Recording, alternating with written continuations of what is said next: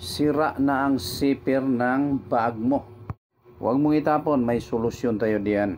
Tulad niyang nakita mo sa video, ang dalawang zipper talaga ang nasisira.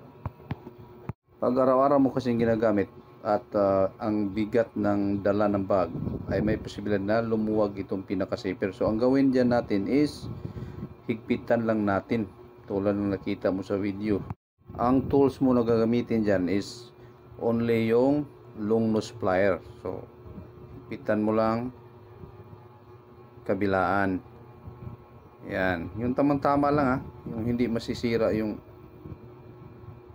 So dito banda, yan ha, hindi pa siya na ayos. So dito naman sa likod, sa puwitan, yan, higpitan mo ng maayos dyan ang pinakapuwitan. Kung tingnan mo, o yun no, na-close na ang teeth ng zipper. So ibig sabihin ayos na yan. Yan, okay. So doon naman tayo sa kabila kasi yun oh, ayos na oh. So doon tayo sa kabila, ganoon lang kasimple. Sa kabila naman tayo dahil sira din yung kabila. So kailangan higpitan rin natin katulad ng ginawa natin nung una. Okay? So ayan ha, nakita mo yan. Dito pa rin yung una, higpit dito sa unahan, kabilaan. Yan.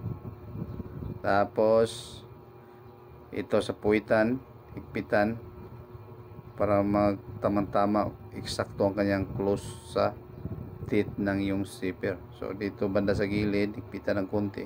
Yan oh. So ibig sabihin, nag-close na oh. Ibig sabihin, pag ibalik natin yan dito sa dulo, ayun, nag-close na. So ganun lang ang gagawin mo.